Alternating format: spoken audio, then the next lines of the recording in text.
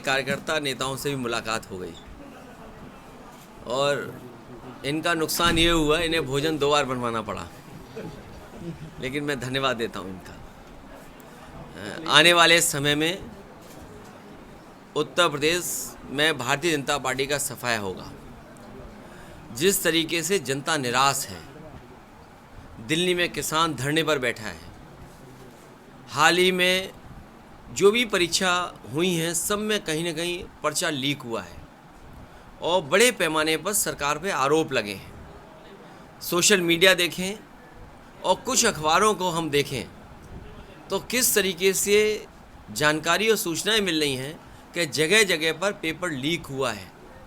सोचिए, किसान धरने पर हो, 60 लाख नौजवान लगभग केवल एक पुलिस भर्ती के लिए आ गया हो उत्तर प्रदेश में, तो सोचिए उत्तर प्रदेश में क्या हालत है। और निवेश के नाम पर, इन्वेस्टमेंट के नाम पर वही कुछ लोगों को बुला लेना, मीडिया मैनेजमेंट कर देना और जनता में ये संदेश देना कि बहुत बड़ा निवेश उत्तर प्रदेश में आ रहा है। निवेश के कार्यक्रम में जहां प्रधानमंत्री आए, मुख्यमंत्री हों, देश के मंत्री हों और ये भरोसा दिलाएं कि निवेश उत्तर प्रदेश में आ रहा है, तो कम से कम अब 7 साल बाद सरकार को बताना चाहिए कि उनके निवेश के आने से इतने नौजवानों को रोजगार और नौकरी मिली है और इतने रुपए का निवेश ज़मीन पर पहुंच चुका है। लगातार सरकार झूठ बोल रही है और जो चंडीगढ़ में हुआ है, ऐसे बोर्ड की लूट कहीं नहीं देखी होगी, जहां सुप्रीम कोर्ट के भी माननीय सुप्रीम कोर्ट से जो संदेश आया है, जो जिस तरह से बातें हम और आपने देखी और सुनी है, सोचिए क्या ये चुनाव हो रहा है? क्या भारतीय जनता पार्टी बोर्ड को नहीं लूट रही है? ये भारतीय जनता पार्टी दल नहीं है, एक गैंग टाइप बन करके काम कर रहा है। और समय समय पर हम लोगों ने देखा है कि भारतीय जनता पार्टी दल नहीं है, गिरोह है और कोई भी काम करा सकते हैं। जब एक अधिकारी से वोटों में हेर फेर हो सकती है, खुलेआम सीसीटीवी पे देखा। मैं बधाई देना चाहता हूँ सुप्रीम कोर्ट को, जिसकी वजह से कम जनता के सामने सच्चाई आई है। और बधाई उन लोगों को भी दूंगा जिन लोगों ने आखिरी वक्त तक वो लड़ाई लड़ी। अगर वो निराश हो जाते, चाहे वो आप दल हो, कांग्रेस हो या और दल हो, जिनकी लड़ाई की वजह से कम भारतीय जनता पार्टी का ये जो चेहरा है वो बाहर आ गया कि किस तरीके से दल नहीं, एक गिरोह के रूप में काम कर रहे हैं। राहुल गांधी जी की यात्रा का 2 जगह आप शामिल नहीं हो। अंत भला तो सब भला, क्या समझे? तो क्या माना जाए? आप समझदार हो। सर, गठबंधन होगा या सीट शेयरिंग को लेकर होगा। विवाद छिड़ा हुआ है। कोई विवाद नहीं है, आपके सामने सब चीज़ें साफ हो जाएंगी बहुत जल्दी। जॉर्ज पांडे जी ने कहा है बीएसपी के लिए कि उनके लिए अब ये बात सब पुरानी हो गई। अरे हमारे पत्रकार साथी कितनी पुरानी बातें बता रहे हो। मैंने आपसे क्या कहा, कितना अच्छा सवाल पूछा और कितना अच्छा जवाब दिया मैंने, और उसी में से आप सब कुछ निकाल लो। आपकी पार्टी के सलीम शेरवानी अंत भला तो सब भला। सलीम शेरवानी ने समाजवादी पार्टी छोड़ने की बात करी है और वो कह रहे हैं कि पीडीए को जो है बर्बाद कर दिया है, पीडीए में कुछ नहीं है। अखिलेश यादव आपका नाम लेकर के निशाना सामने। कोई बात नहीं, ये राजनीति में कई ऐसे मौके आते हैं, लेकिन समाजवादी पार्टी की कोशिश रहेगी कि लोगों को जोड़ना, लोगों को साथ लाना। अगर पार्टी में कहीं कुछ नहीं कभी दे पाए तो समय आने पर बहुत से लोगों को देने का काम पार्टी करेगी। काम सम्मान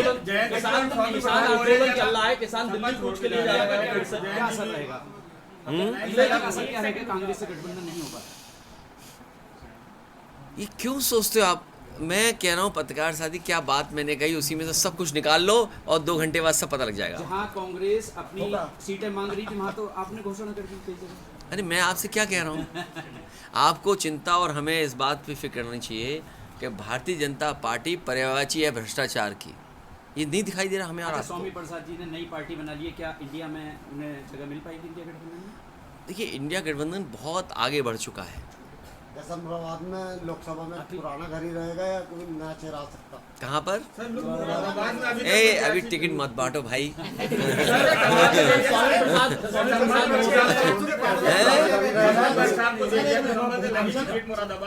अरे तो अभी धीरे धीरे चलने दो हमको। हैं? धर्मेंद्र जी की जगह शिवपाल जी की। तो धर्मेंद्र भी लड़ेंगे, वो धर्मेंद्र भी लड़ेंगे, चाचा भी लड़ेंगे। देखिए, ये उत्तराखंड में एक्सपेरिमेंट कर रही है बीजेपी, और बीजेपी नफरत का भी पर्यायवाची है, भ्रष्टाचार का तो है ही है। और जिस तरीके से पर्दाफाश हो रहा है, तो आप समझ लीजिए कि कितने कमज़ोर हैं वो लोग। आपका सीट का जो किसान आंदोलन पे हो, नौजवान बेरोजगार घूम रहा हो, नौकरी के लिए जो परीक्षाएं हो रही, सब लीक हो रही हों, उनके पास क्या रास्ता है? इसीलिए ध्यान हटाने के लिए सरकार जानबूझ करके इस तरह के कानून या इस तरह के फैसले ले रही है। इसलिए उत्तर प्रदेश के मतदाता और देश के मतदाता से अपील यही है कि भारतीय जनता पार्टी का सफाया हो, तभी संविधान बचेगा, तभी लोकतंत्र बचेगा, तभी हमारा बाबा साहब भीमराव अंबेडकर जी का दिया हुआ संविधान से देश चल पाएगा। किसानों ने दिल्ली कूच कर आए फिर से। बीजेपी को सोचना चाहिए, जब किसान नेता चौधरी चरण सिंह जी को भारत रत्न दिया जा रहा है, स्वामीनाथन जी को भारत रत्न दिया जा रहा है, कम से कम उसके रास्ते पे तो चले बीजेपी। अगर इतना बड़ा फैसला सरकार ने लिया है, और खासकर बीजेपी ने लिया है कि उन्हें भारत रत्न से सम्मानित किया है, तो कम से कम उनके रास्ते पे तो चले। स्वामीनाथन जी ने जो फार्मूले बताए हैं कि किस तरीके से आय दोगुनी हो सकती है किसानों की, कम से कम आय दोगुनी तो करें। और हमारे किसान नेता चौधरी चरण सिंह जी जो सपना देखते रहे कि किसान हमारा खुशहाल हो, कम से कम भारत रत्न मिला है उन्हें, तो इस रास्ते पे तो चल के दिखाए बीजेपी। स्वामी प्रसाद बोल रहे हैं आपको और रामगोपाल यादव को लेकर के जो है लगातार बयानबाजी कर रहे हैं। बात खत्म हो गई ना, बात देखिए, बात खत्म हो गई। वो हमारे साथ थे, अब हमारे साथ नहीं है, तो बात खत्म हो गई। मुख्तार अंसारी के जो भाई हैं, गाजीपुर से अफजाल अंसारी को, तो वो तो शायद गैंगस्टर के आरोपी हैं। और बीजेपी में कोई नहीं है, बीजेपी में सब शरीफ हैं लोग। क्या संदेश जाएगा भाई? नहीं, बीजेपी में आप, हाँ, बहुत अच्छा सवाल पूछा इन्होंने। हालांकि मैं अभी मोबाइल पे मेरे पे वीडियो नहीं है, लेकिन मैं चाहूँगा आपको शेयर करा दूँगा। अभी प्रधानमंत्री जिनके कार्यक्रम में आए थे, याद है, बगल में एक में संभल में, वहाँ पर जिन स्वामी जी के कार्यक्रम में आए थे, उन्होंने ये कहा कि उत्तर प्रदेश के सबसे बड़े माफिया मुख्यमंत्री जी हैं। ये पता है आपको? उन्होंने एक स्टेटमेंट में कहा कि योगी जी उत्तर प्रदेश में ये है। आपको पता है, नहीं पता है? तो फिर क्या बात कर रहे हो आप लोग? अरे बीजेपी में ढूंढो जो तुम्हें ढूंढना है, सब कुछ मिल जाएगा। नहीं कहा विपक्ष की दुकान में कोई सामान नहीं बचाया। किसमें? प्रमोद कह रहे हैं कि विपक्ष की दुकान में कोई सामान नहीं बचाया। वो अपना खुद सब कुछ बेच आए हैं। ये कोई बात हुई?